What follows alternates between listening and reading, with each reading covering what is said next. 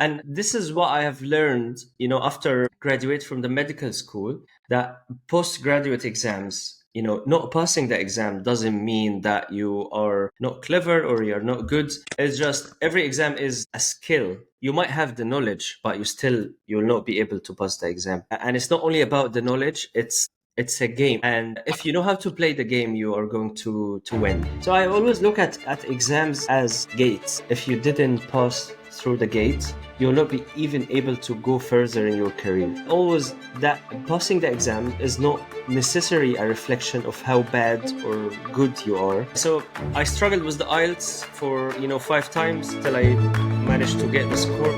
Even MRCS, I did part A 4 times till I passed it. You're welcome to today's episode of Maverick Met Podcast. I have with me a very intentional surgeon. And like always, I let my guests do the heavy lifting by telling us about themselves. So Ehab, tell me, who are you and what do you do? Yeah, hi Hannah. It's nice to be with you today. Finally, we have been arranging for that for a long time. I have been watching your previous episodes of your podcast, and I've been following you on LinkedIn as well. And I really like your content and your perspective and exploring things and writing about things. So Thank you. it's a pleasure for me to be with you today. So about me, in brief, I am a plastic surgery registrar in the NHS for 5 years now. I joined the NHS in 2020. It was still the time of COVID. It was a difficult time to join. But during this 5 years, I started as a plastic surgery SHO, and then I'm pursuing a career in plastic surgery. Did my exams and then stepped up as a registrar, which I'm working now as a registrar for my 2nd year. But tell me, did you always wanted to be a doctor? Yeah, that's an unexpected question. I think so. Get ready, that's what I do. Yeah, exactly. Yeah, I like that. Yeah, I thought you were going to ask me, did you want to be a plastic surgeon all the time? No, But you asked it no. like, do you want to be a doctor?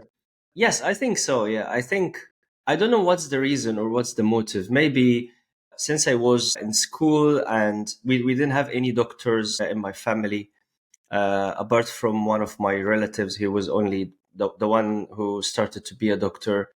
And then since then, the idea just came to my mind as a kid, and I've seen like all of, always in doctor has been always treated like as a high kind of jobs that very respectful. People are like appreciate what you're doing. They're looking at doctor as always a smart person. He is talented. So I've been looking into that from a perspective of a kid, and I like the idea. And then I have been always seeking that, and it happened. And I, to be honest, I never regret being a doctor. You are originally from Egypt. Yeah, I'm from Egypt. Yeah. Yeah. Tell me, what was it like growing up in Egypt? Yeah, I was born in a lovely family. It's only me and my brother. I am the younger of two boys. My other brother, he's 3 years ahead of me. He's not a doctor. He's not in the medical field at all. He work in research and kind of biochemistry and scientific research. I think that's more difficult, if you Yeah, ask I me. think so. Yeah, yeah, yeah. I think so. Yeah. Yeah. So it was a lovely family. We had a really good time as children, me and my brother. Everything I remember about my childhood is actually positive. I never had any negative thing to remember about my childhood. That's good. Yeah. I have a good connection with my mom and dad. I always remember the good thing that they have been doing for us. That's good. I can say in summary that I had a really nice childhood. Yeah, Yeah. I really And enjoyed would it. you say that there was any incident or anything that happened as a child that in any way, maybe good or bad, influenced who you are as a person today? You say good or bad? Yes. Yeah, you're asking questions that make me really think about. Oh, that's difficult to get the answer. Let me think about it. I think let's talk about deciding to be a doctor. Mm-hmm. I remember that the first person to be a doctor in my family, we are only two doctors in the whole family, including that extended family. Yeah. So the first one was my cousin. He is about 6 years or even 7 years older than me. And then when he started his medical school, I was a kid at that time. And then I heard that like, everyone is talking about, oh, look, he's going to be a doctor. This from this point, this was, I can say that this was that the trigger that influenced my brain as a kid. That okay, being a doctor is a good thing. Everybody will talk about you. Yeah, yeah. I hope that I would be on that situation. Like everyone is talking about him. Why not? Yeah. Everyone's Yeah. talking about me as well. So yeah, this was the first thing. This one thing that I remember, which might be the trigger about me taking the decision to be a doctor or Yeah. liking the idea of being a doctor. Because sometimes we don't quite think about it, but definitely there was a seed, there was an incident that made you think, wait a minute, maybe I want to do this. But because years have passed and time has lapsed, we tend to forget. But I'm happy that when I asked you, I was able to get you to recall. Yeah, exactly. I agree with you. Yeah, I can remember this was the thing. And then, after this point, I started to, look and like, focus on, the idea of being a doctor. When I see a doctor talking in the TV, when, the family are talking about, oh, wow, he's a doctor. And then, the encouragement from your mom and dad. Okay, Ehab, if you become a doctor one day, we will be so happy. These kind of things. Yeah, so these all contributed to the idea, to be honest. Right. So, how was it getting into medical school? Were you the straight A student, or did you have a bit of a struggle to enter into medical school? How competitive was it in Egypt?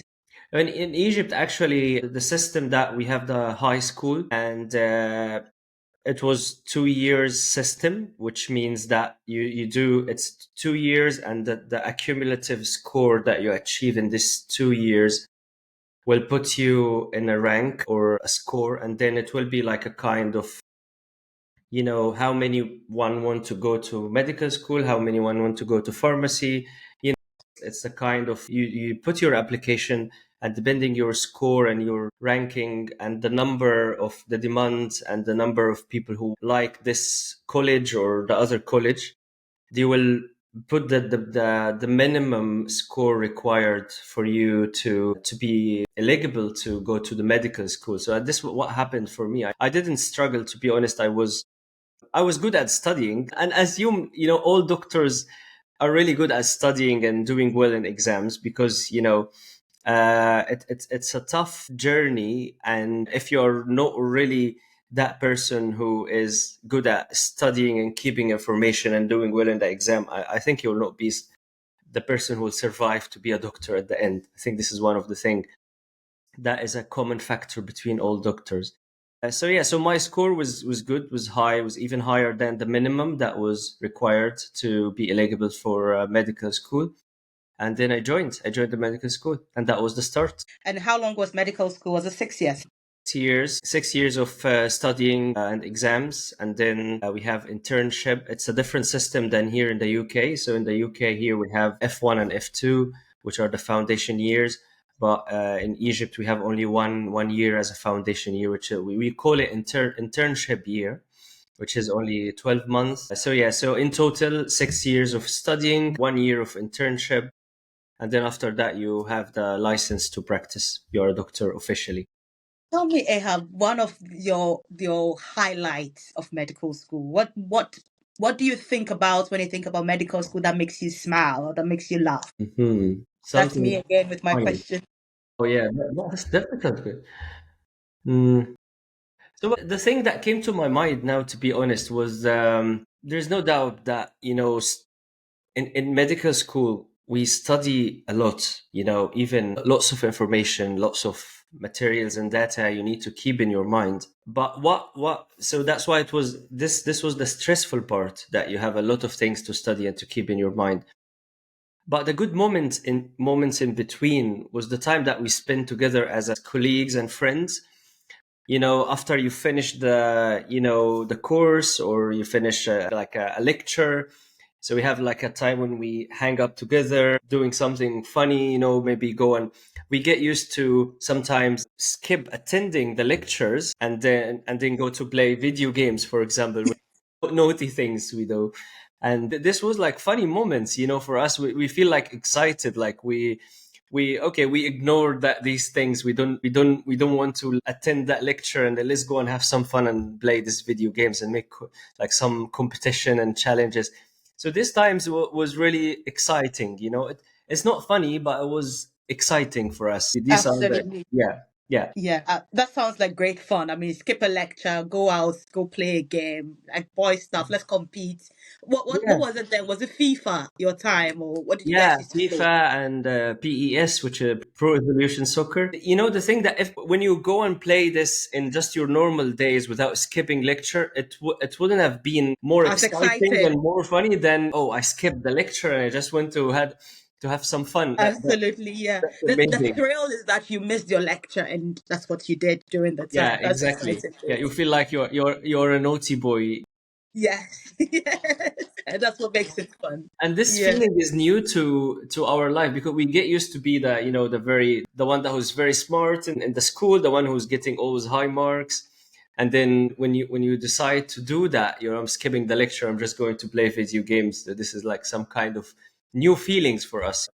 So medical school is done. You've done 1 year of internship. What did you do after that? Yeah, so during my last years of my medical school, especially in year 5, year 6, I took the decision that I want to, after I finish my medical school, I want to travel to practice medicine outside Egypt. I was thinking about going to Germany at the beginning. Mm. There was a huge demand for doctors there, and then they said you only need to learn the Deutsch language, and once you talk German language well, you will be everything will be easier after that. You can even come and start practicing and then do your exams afterwards. So I started to go into that road, and even started to study some Deutsch. Oh wow. So how do I say hello? I don't You remember lost anything it. now, to be honest. It was just hi, I think. You just say hi, I think.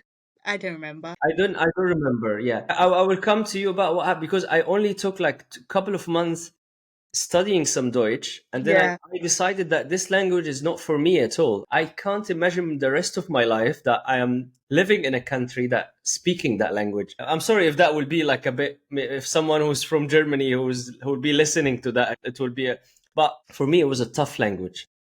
I didn't like the language.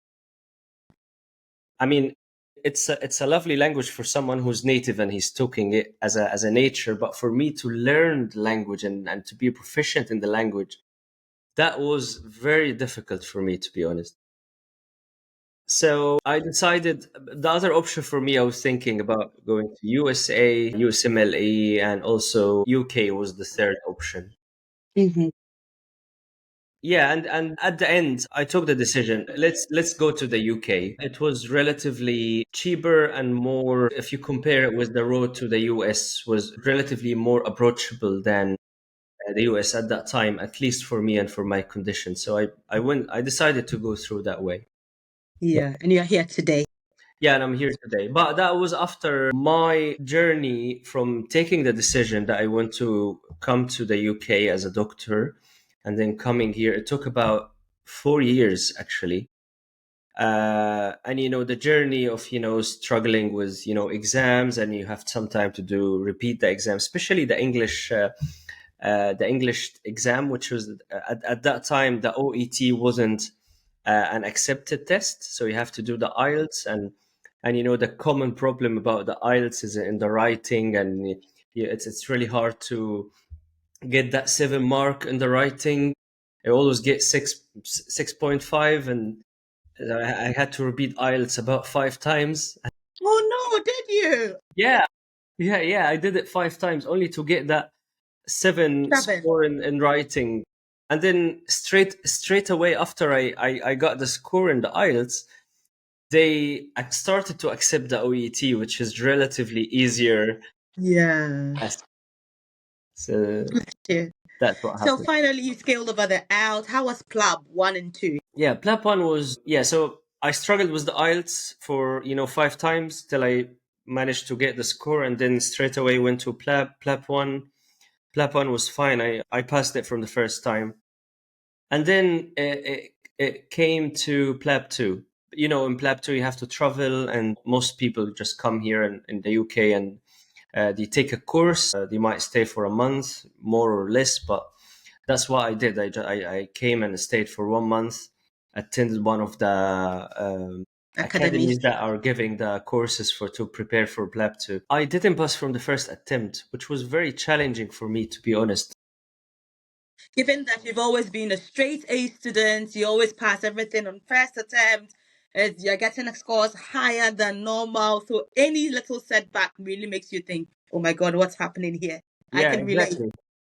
Yeah, exactly. I can tell you that I was, the A-level student till I finished the medical school. And then after that, I've never been the A the A-level student. I've been every single exam I have to, do it twice or maybe three times. Or I did even MRCS. I did part A 4 times till I passed it. I don't think anybody knows about this. So if you are listening, I mean, No, this is going to encourage someone really. Listen, no, all it's hope is not lost. Just keep trying. Yeah, exactly. It's keep trying. And this is what I have learned, after graduate from the medical school, that postgraduate exams, not passing the exam doesn't mean that you are not clever or you're not good. It's just every exam is a skill. You might have the knowledge, but you'll not be able to pass the exam. Mhm. And it's not only about the knowledge, it's a game. I always call it's a game, and if you know how to play the game, you are going to win. And every exam is a game, and there's some tips and tricks and fine tweaks here and there in your approach, in your how to present your knowledge, how to manage your time. All of these kind of things are combined together, and these will be the factors that will make you be able to pass the exam. I think you've proper dived in there because as international medical graduates, it's very easy for us to quickly feel that, oh, the system is not meant for us. There's discrimination. It's my name or anything. And just like you said, I said, listen, there's a method to this madness. There's a way to go about it. And once you get it, you realize it's not difficult. It's not rocket science at all. Yeah, that absolutely. I totally agree with you. And I have a really valuable experience in this point exactly. Mhm. And this point is in PLAB 2 exam and in MRCS exam. I'm coming to talk about MRCS later. But if I'm talking about PLAB 2 exam, I told you I came and stayed for 1 month, attended that course. I thought I prepared really well. I didn't leave any kind of Stone unturned. or practicing to do everything, mocks, all of these kind of things. I've done all of that for a month, and I felt that I'm very well prepared and I had all the knowledge. I have no doubt that everyone is preparing for the exam will have the knowledge, but as I'm going to tell you, so the problem is not in the knowledge. So what happened for me, unfortunately, I didn't pass in the first time, and that was really disappointing for me, especially after I felt that I prepared really hard. But after that, I took the decision, okay, what else can I do? I'm going to book and try for another exam. And luckily, I found a space that was available only 1 month after I got the result of my first exam. And I kept asking myself, is it a good idea to go straight away after 4 weeks, or do you want to give yourself more time to study?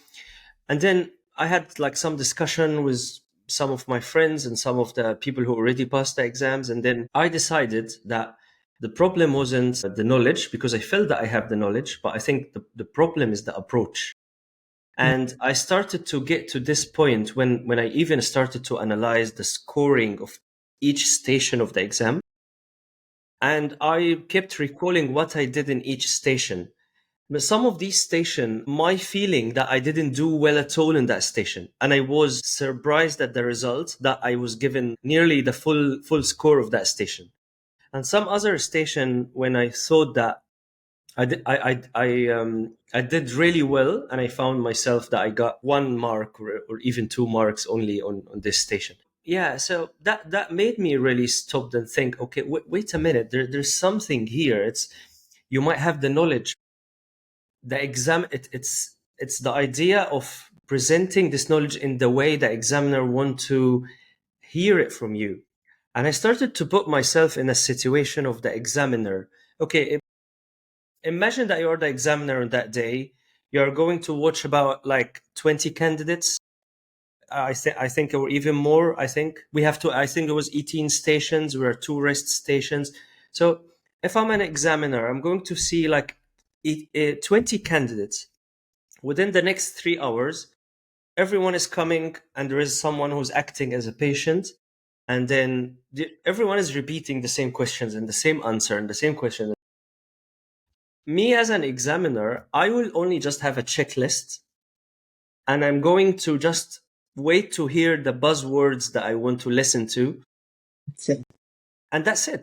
I will not pay too much attention to details about, oh, how did he shape his answer, or how. I will just only be looking to hear some buzzwords and some. I want the candidate to only focus on these important things that shouldn't be missed in the management, for example. mhm. And this is what happened. So I reached to that realization, and then I started to prepare for my second attempt. And what I did, I said, okay, what I'm going to do, I'm going to study station by station, but I'm going to turn every station into only 10 sentences. I just want to summarize. This is like the summary of the station. I don't want to study like lots of information, because what I've realized at the end, that if you study more, especially if you study more irrelevant information to the exam, there is more likely that you will forget maybe 90% of what you have studied under the pressure of the exam. You will not be able to remember all of this knowledge. And this is one of the advice that I would like to give to everyone who is preparing for UK exam in general, especially OSCE exams.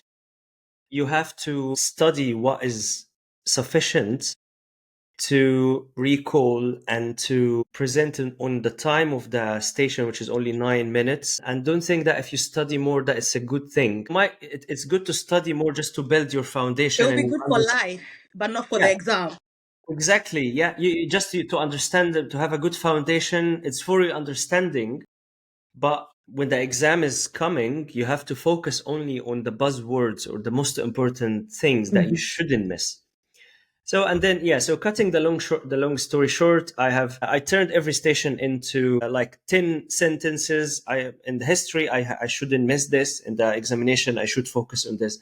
Just that, and then I kept repeating all of that, and that turned up of doing like about 150 stations. Wow. That was the number of stations that I was studying. Different scenarios. And then I went to the exam, and I traveled only 3 days before the exam. I didn't attend any course or anything at that time, and I passed the exam. Wow. Yeah. And what happened after that? I have already this material. So I made a Facebook group, and I started to say, look, I have a very valuable experience. I did some webinars and some Zoom sessions telling them this is a real life experience from someone who didn't pass, also having the knowledge, but I now have the secret, and I did some materials, and I'm giving that to you. And I started even to run courses to teach people how to pass PLEP. And I No kept way. doing that for a couple of years. Really? I didn't know that. Its name was Plap 2 Secrets. You might find it, yeah. But I stopped actually running the course after I came here in the UK because I didn't have time, basically. I started to be Yeah. busy, on some other stuff relevant to my work. But I got really good feedback I had many candidates actually to pass the exam, and I got really good feedback about the materials that I have created while preparing to my second attempt. That was really, really helpful for them. And is this group on Facebook where can people find you and follow you? Yeah, I did that on the Facebook, and the main thing I have a group which is still active at the moment. Actually, it's on Telegram. It's called Okay. Blab Two Secrets. Plap It's two still secrets on there. Telegram.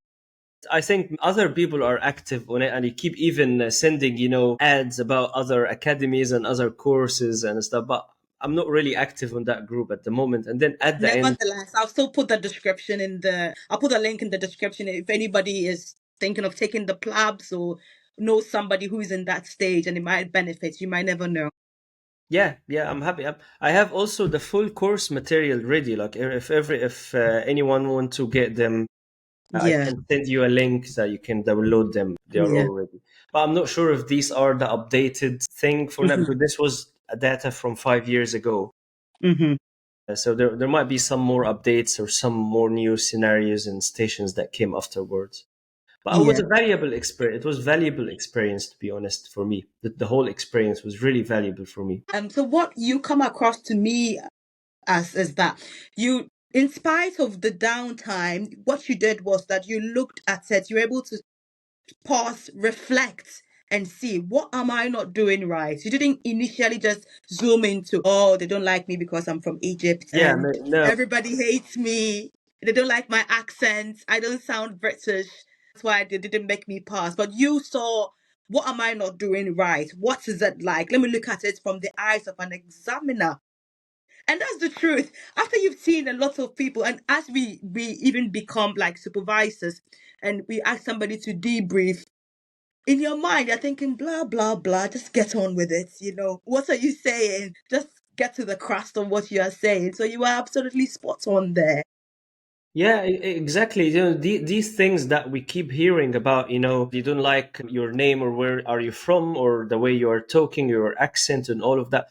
These are all things that they don't exist, The thing that when you come here and join the NHS, you'll find that the NHS itself, it's multinational, multicultural. You will find like, even I'm talking about myself. Whatever hospital I worked on, in the plastic surgery department, on one department, we have like about like 9 nationalities in the same department. Mm. All kind of colors and kind of origins of religion, and this is just inside one department. If you talk about the whole hospital, if you talk about the whole UK is one of the countries I always see it, especially if you're going to compare it with even other European countries. I always find that the UK is a very welcoming country in terms of accepting other cultures and other religions, and everyone, as long as you're not harming anyone, you can do whatever you want. Mhm. Yeah, so these are common myths about, I didn't pass because they didn't like me or whatever. There might be some exceptions for sure, but these exceptions are even in our home countries. In each country, you will find some kind of, differentiation. Some people like this, some people don't like this, but which is the normal of human. But it's here, don't think about things like that when you're seeking to come here and to work as a doctor in the UK. That's my Just advice. be open-minded, really, and oftentimes try and reflect and see what could I have done better. Yeah, exactly. As I said, look at be analytical. You need to really be analytical. Just look at what you did right, what you did wrong, how to improve. Once you come to the UK, you will find everything in life is, even you have to look at in this way. Even if you are going to do a driving test to get your driving license, so yeah, I did my driving test 3 times till I got my license, and I've been driving for like 15 years. So as I said, it's a game. If you know how, you have to learn the skill of how to Mhm. play the game, and and actually getting the experience or listening to someone who has gone through this experience before, it's really valuable. It's really valuable because And that is why we do this podcast, Ehab, yeah, because sometimes when you are sitting in your room by yourself and it is your fourth or fifth time taking an exams, it can be really discouraging and you can tend to think, I'm the worst failure. Nobody has done this before, it's only me. Listen, he is a plastic surgeon and he's telling you he's written his driver's license 3, 4 times. yeah, He took his plug a couple of times and he's going to tell us about his MRCP, the number of times he's written it. So please listen, someone has been there before. It's not the end of the world. Just keep going at it. yeah, exactly, exactly. So you finally pass the plug. You take it as a learning opportunity to show other people the road. You didn't gatekeep. You didn't keep it to yourself. You shared value and you built trust with what you had, the information you had. Then moving forward, how did you land your first job in the UK? Yeah, this is one of the I think this is one of the most challenging part even this time. And plug was difficult. No, people will even what I see in the groups of IMGs and Mhm. Many people manage to get their GMC registration, but they have been struggling to land a job for maybe even years. One, or even I've heard that people have been applying for even a couple of years without getting any job. I go to the NHS jobs website myself, just out of curiosity. Not that I need a job, but because I talk to a lot of international medical graduates, I just want to be on the ground to see what's going on. And I can barely see any foundation year roles. Everything is a consultant. And I'm thinking, oh my God, it must be really difficult now. So, how did you land yours? Yeah, for me, I was applying at the time of 2020. It was right after the interview when I got my job. That was right before the lockdown, the first lockdown. It was difficult time in terms of Corona or of the COVID. Definitely, the competition wasn't that high like now because Because they needed you.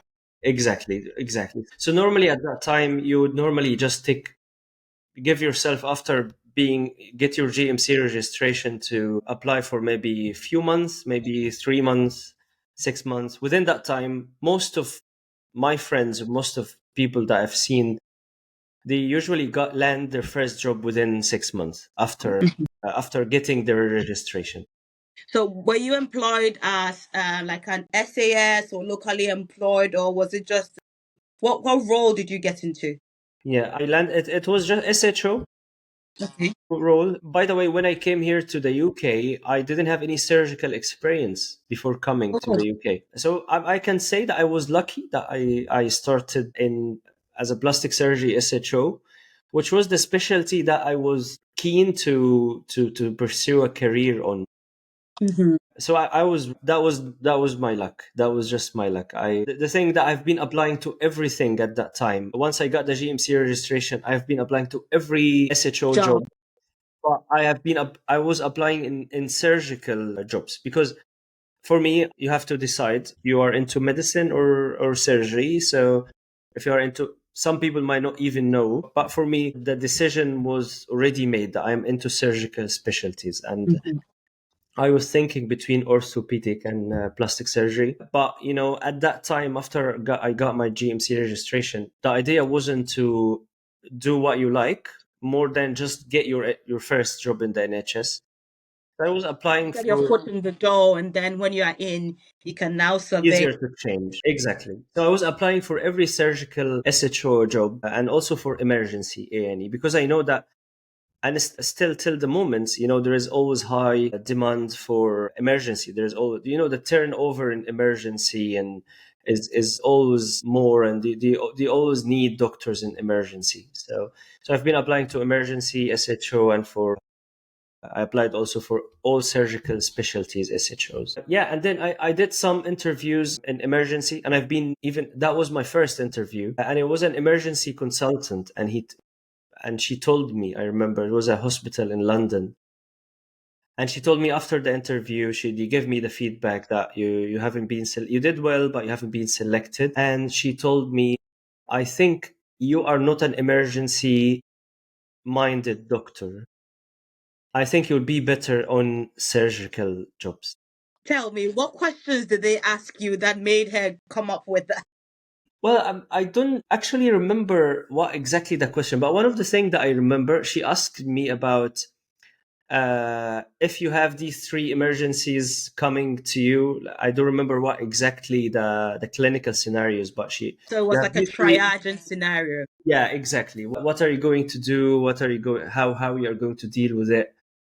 And then just the typical answer, I just started to I'm going to prioritize which one is more urgent. I will try to use the resources and maybe see whoever anyone from my colleagues will be ready to help, and then we can make a plan.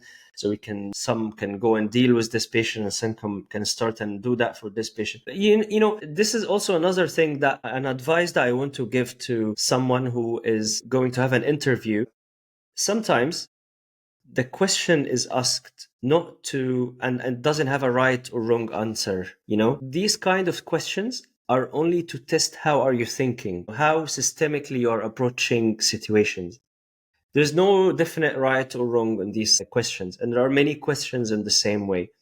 There's no definite right or wrong. They're just all about the consultant or the one who is asking you the question. They just want to know how are you thinking, and this is the thing. They just want to know your personality basically Hmm. Yeah. from this question, and then based on your answer, they are going to put you in certain category. Okay, we need this kind of thinking on our job. No, this is not will not be fitting our nature of work. And I believe this is maybe this consultant from some of my answers she got maybe a side of my personality. I'm not the kind of person will be fitting the nature of working in the emergency, at least in her emergency department in her hospital. And she gave me the advice that you did well, but you please apply for surgical jobs. That's what she told me. And I told her, you literally said what was inside me. I am into surgical specialties, but I just want to come to the NHS. That's it. So yeah. And you went on with the application. Where was your first surgical role? I started. So since I came to the UK, I only did plastic surgery. Wow. My first job was an SHO in plastic surgery in one of the hospitals in London, and I stayed in this hospital. I was lucky; it's a very friendly hospital, very friendly and supportive department. They supported me through everything. They gave me enough shadowing time to get used to the system. Everything was fine. I was lucky actually to join this department as my first Which job. hospital is this? I mean, if it's been this nice, then give us a mention. That's fine. It's Leicester Hospital. It's in not Leicester because there's Leicester, which is in Leicester City, which is a bit up north, but it's Leicester Hospital, which is in Hertfordshire, Yeah. which is North London. It's about Hmm. 1 hour from the center of London. Yeah, it's a very nice department. I really enjoyed my time in the hospital. And I stayed there as an SHO for 3 years, which was a long time. During that time, I did my MRCS exams. I stayed. I kept repeating MRCS Part A 4 times, which was it was So very for the disappointing. person who doesn't know, what is involved in the MRCs? Is it like a part A, part B, or tell us? MRCS is a membership of Royal College of Surgeons exam. This is basically here in the UK, everyone who is in a core surgical training, which are the 2 years after you finish your foundation. So after you finish foundation year one, foundation year two, you go to core surgical training one, core surgical training two, CT1 and CT2. And then during that time, you have to finish this exam, which is MRCS, which is two parts at the moment. A part A, which is multiple choice questions or single Hmm. best answer. It's a written exam. And then they test you in anatomy, pathology, and physiology. It's basic surgical knowledge. And they Hmm. test you also like some kind of broad topics in different specialties, so you can get a bit of orthopedic, bit of plastics, bit of vascular, general surgery. So there are two papers basically. One paper is testing your applied clinical knowledge, which is anatomy, pathology, physiology. And then after Hmm. the second paper, which is the testing general topics and general things, principles from different surgical specialties. So this is part A, and then part B is it's an OSCE exam. It's about 18 stations, and it's also about anatomy, pathology. But I thought, Ahab, that you had the master plan for Oskis. Yeah, that I nailed. I did part A 4 times, and then the OSCE I passed it from the first time. Oh, good. Yeah, which was because I knew the game. The game was just, which it might be a surprise to many of people who are hearing us. The more you study, the more chance that you will not pass. No, so just keep it focused. Yeah, don't get me wrong. The thing you have to only focus on what is or is needed for the exam, and Yeah. that's why there are different courses that giving you the recalls, and they're giving you the materials and the questions that Hmm. keep coming in the exams. And Hmm. these courses are valuable because it saves you a lot of hassle of exploring that Yeah. by yourself. Because this is the experience of people who did the exam. many years ago, and the people who are running these courses, they are Mm. getting the experience of the candidates who are going into the exams every year, and so they keep updating their material based on that. So I'll tell you what something that one of my consultants told me many years ago when I was a medical student. He said, "Yes, Hannah, it's good to study, but if you don't know how to pass your exams and pass it, you won't even get to be a bad doctor." Because you won't be a doctor for starters. Then we will decide whether you are good or bad. So it's important that you know how, like you said, you know how to play the game of passing your exams, or the skill of passing your exams. Because if you don't pass the MRCS, then you don't even get to be a bad surgeon, because you're not even a surgeon for starters, yeah, for us to now exactly. decide whether you're good or bad. Yeah, exactly. So I always look at exams as I always say about exams here in the UK. The exams here, postgraduate exams, they are gates. Mm, Consider exam as a gate. If you didn't pass through the gate, you'll not be even able to go further in your career. Always that passing the exam is not necessarily a reflection of how bad or good you are. There are many people who might like just they passed post the exam first time, they passed from the first time, but clinically they are not as good as someone who maybe struggled to pass the exam or whatever. So the exam itself is a skill which is separate than the skill of you in general as a doctor, or your clinical skills, or your knowledge. Yeah, some yeah, people really have the knowledge. They're very knowledgeable. When it comes to the exam, they might struggle because exam is not only about the knowledge, it's about how to present your knowledge and how to manage your time, which is the most important thing. I always see managing time as the most valuable experience, most valuable skill that you have to learn, especially on OSCE exams.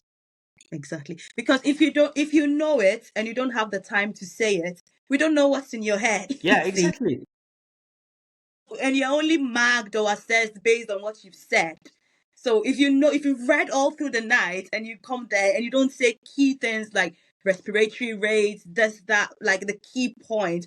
And most of the time, I prefer the OSCE, to be fair, because it's a checklist. And once you say it, you get the marks. So it's, yeah. Yeah, exactly. So you know that because you have done this, you have been into the experience.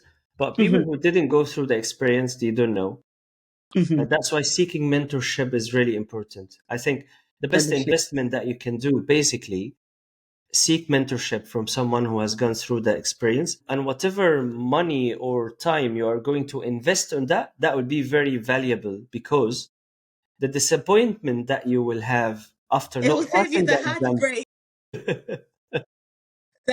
the imposter syndrome, the depression. Exactly. Exactly. So yeah, you will never regret investing any time or money on mentorship before going into it, especially OSCE exams. Yeah. Yeah, absolutely. I do agree Yeah. with you. So finally, we've scaled this. Whew. Now, getting into plastic surgery, how difficult was it? Oh, have I scaled too much? No, really, just one thing to mention about the MRCS, that Hmm. as I always do after passing the OSCE, I do courses about it. Yeah. And this is what I did basically, but it's something that I started last year. Okay. But I did it this time in a totally different way. I didn't do it in a way that I'm just like giving Zoom sessions, or just online courses where I just teach to people and people listen. I did it in a way that, imagine that you are now watching an OSCE station running in front of you. And this is really important for someone who is preparing for the OSCE. You are watching an examiner asking a candidate the questions, and the candidate is answering the question. So this was the idea that came to my mind, and it was very valuable, because what I found, in the last week before the exam, I have lots of stations, lots of materials that I want to revise and go through. But I really want to reach to, okay, what is the ideal answer to that question that I can mention in less than 60 seconds, so the examiner can give me the score of that question. And then at that time I started to, as usual, writing my notes, questions and answers, and giving the best short summarized answer. And then after, and that worked well for me, and I passed the exam. And after I passed the exam, I thought, okay, it would be really valuable if I turn all of this material into videos, and these videos will include a voice from an examiner asking the candidate, and then the examiner is asking the question, the candidate is going, the candidate is giving this the best answer, and Mm. all of that within the time of 9 minutes of the station. So I did that already, and I made a course that I called the MRCS Mastermind. But it's not. I didn't do the whole material yet. I did only the material for critical care, which is the one of the three parts of the exam. Mhm. And I did about 45 stations on the same on the, and it's all just voice over of examiner asking the candidate, and you can see like a kind of diagrams and some kind of mind mapping things that keep the one who's watching the video easy to recall all of this information. So that was my idea. I worked on it, and it's there now. I can share the link with you if you if you Yes, please. Yeah, for anyone who is prepping for the exams. And I like the fact that if it's because it's not all of us who study things well by reading. Yeah, exactly. So Yeah, by if you're a reading, visual or audiovisual person, this is going to help you. especially for OSCE, because OSCE is, as I said, time management is really important. Under the pressure of the exam, you will miss lots of information, but you will always hear the voice of, if you're listening to someone or if you're Yeah. watching videos. Is this a paid for material? Yeah, this one Yes. is paid. Yeah, but there are Yes. some kind of like trial versions that for someone who Yeah, wants to try it, they he can can give try it it a go. for free. I'm very positive that whoever invests in it, it will definitely save them the heartache. I mean, thankfully, when it comes to exams, and in the UK, I have passed all my exams on first attempt. But saying that, I know, I wouldn't say I know, but I can imagine what it would feel like. Because if at that time that I passed my exams, if I hadn't passed it, the money, the time, getting the people around to help me with childcare whilst I taking my exams, gosh, it would have been really difficult. So yes, if you get the chance to do it once, just do it. Yeah, I agree. Yeah, I agree with you. So plastic surgery now, I mean, we are in 2025 and we are in a world where plastic surgery has lost its meaning, or maybe it's on a different level. When you think about plastic surgery, you think about lips, you think about breasts, you think about a mommy 360, flat tummy, big bumps. What do you think? Yeah, exactly. And it makes sense that this is the picture that is being, known about plastic surgeon, because this is what has been shared in the social medias, and especially, celebrities and all these people are, when they think about plastic surgery, they go for plastic surgeons to do these kind of things. But I can tell you that this is only represent less than 10% of that specialty. Hmm. Plastic surgery is a wide specialty, and I can tell you what we are doing in the NHS is not that, is not this aesthetic part. This aesthetic part, we are not doing that in the NHS. This part is it's one of the, it's a part in the curriculum to be a trained plastic surgeon. You have to do it, you have to learn it. But here in the UK, the standard is that you do that after you finish everything else. And because these things are not done on the NHS, so usually at a plastic surgery trainee, after they do all of the training in different other subspecialties, and after they do the final exam before being a consultant, they do like a fellowship in private hospitals Mhm. where they are doing these procedures, which are the aesthetic procedures. It might be a fellowship for like 6 months or 1 year. It will be like a paid job, but during that time you learn that part, which is, I always call it the business part of being a plastic surgeon, It which is is, indeed. yeah, it's good. I'm not saying it's not bad. I personally, I like it. Some areas of the aesthetic parts, these are my areas of interest, specifically the areas that when you're talking about facial plastic surgery. This is personally the area that I'm most interested in. If you're talking about things like rhinoplasty, otoplasty, anything about facial and head and neck and facial procedure, these are the areas of my interest, actually. Just thinking, what am I going to change here? No, nothing. Actually, you look fine. You don't need that. You don't need that now. Oh, now. Oh my God. He I says think you don't need a all new. of no, I'm saying now because all of us at certain level of our life, we will definitely need that. If you're not happy with how aging will do for you, Mhm. you can seek these kind of things. I always like people when they just keep themselves look natural. This is the Let me thing. ask you a controversial question. Yeah. Are you a person of faith? Are you what? Sorry. Are you a person of faith? Yeah, yeah. I'm Muslim. Yeah. You are, yeah. How do you find Islam and your practice and what you do? And you talking about your interest in rhinoplasty, and is it contradictory? Just you don't have to answer if you don't want to. Well, to be honest, it's a very tough area to talk about. There are lots of debate about this area. But my personal opinion, if there's something that is really, affecting your mental health or affecting your confidence, if there's something that is really causing lots of troubles for you in your life, because let's be honest, the health is not only physical health, the mental Mm. health. And I can say that maybe in the past the mental health wasn't taking that much serious like these years, especially within the last 20 years. There are even mental health has been like lots of research and lots of advancement on treatment, etc. And at the moment, I can at this time I can see that people even are looking at mental health from the perspective it's not a shame to have some kind of mental issues, because Yeah, we all might face that, yeah. whatever I mean, what we are facing. my last broadcast that I had a GP on, and she came to share about her period of depression as a GP, and yeah, it's on the previous episode, so you can check it out as well. Yeah, Yeah, I will check it definitely. Yeah. So yeah, so what I'm trying to say, like, if there's something in your appearance that is really affecting your confidence and affecting your social interaction, your fear, it will affect your work, it will affect your everything in your life, and you're really annoyed about that. So seeking a plastic surgeon or someone to correct that for you, I can see that there's no harm on that. I can see I agree with that. That's why I want to say.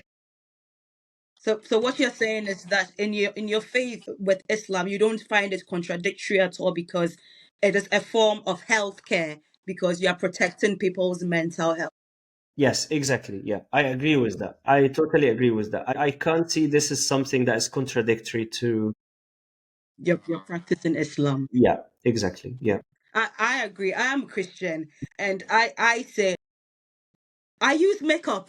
So what's the hypocrisy? Maybe the only reason why I'm not thinking about plastic surgery is, one, because I can't afford, and two, because I don't think I need it. But if ever I need it and I can afford, the two have to come together. I can need it and not be able to afford. But if I need it and I can afford it, I'll go for it, because I mean, my lips are not red. My face is not as smooth. So if I'm able to use makeup, then why not? If I need a Botox, or if ever, I would go for it if I need it anyway. So I do know, Ehab, that you guys have very hectic schedules, long standing hours, busy days. How do you balance work with your personal life? I have some thoughts about this. Work-life balance is Mm-hmm. it's a topic that everyone is talking about it. It's Burnout. yeah, burnout.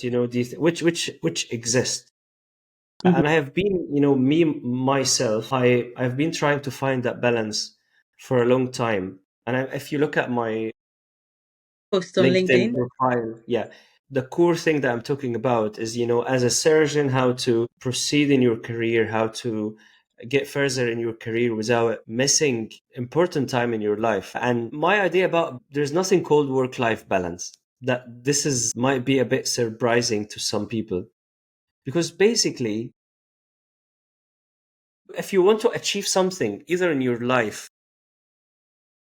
as a person, or whether that was something in your career, you should there have be there should be some sort of sacrifice that you are going to give. You are not going to get further without being passionate about an idea. And when you are passionate about something, you are going to spend the whole of your time doing it. And when you do that, you're definitely going to miss other parts.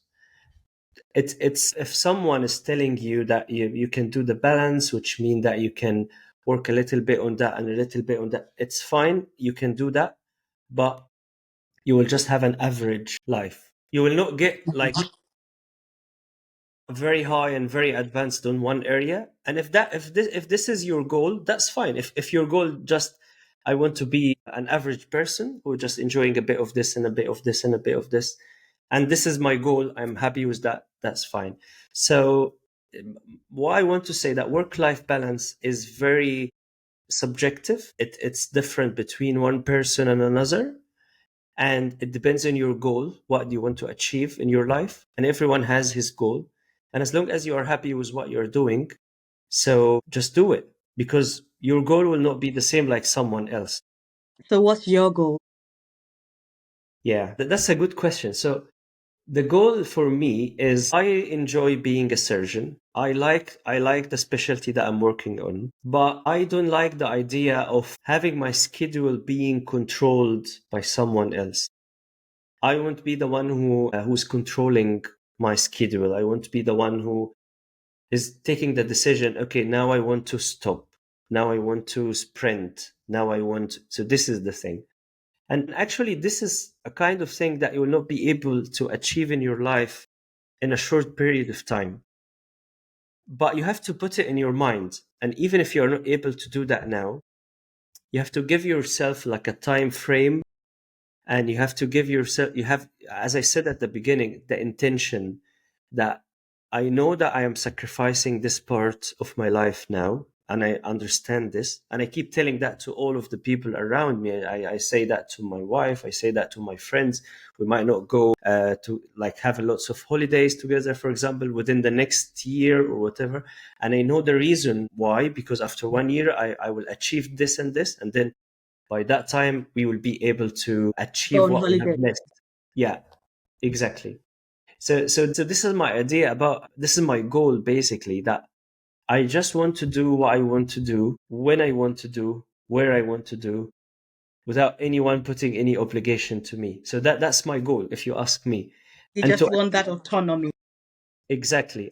And to reach to this point, you have to satisfy many areas in your life. What the most important thing definitely is the financial side, Mhm. which is, especially if you are someone who's having a family, or there are some other people who are dependent on you. So you have to be able to pay your, at the end of the day, whatever job you are doing, whether you are a surgeon or a doctor or an engineer or whatever, at the end of the day, it's a job to earn money, and you have to pay your bill. You have to end. I have this conversation is so good, but my clinic starts in 15 minutes. Then what are your parting words for us? What would you tell that IMG or who is here already or is thinking of relocating to the UK? What is that message that you have for them? Yeah, okay. I will say one thing, because I don't know, for everyone who's seeking to come here to work as a doctor, I don't know what's the reason why you're coming here. But whatever your goal, whatever the reason why you're coming here, you have to realize that there's nothing on the world is the heaven. There, every place is has its advantage and disadvantages. You might listen from lots of negativity from certain types of people talking about the NHS and the struggles and all of that. You might even listen to some people who are sharing some negative vibes about, oh, there's no jobs, it's very competitive, you will not find a job, don't waste your time and money and study and whatever.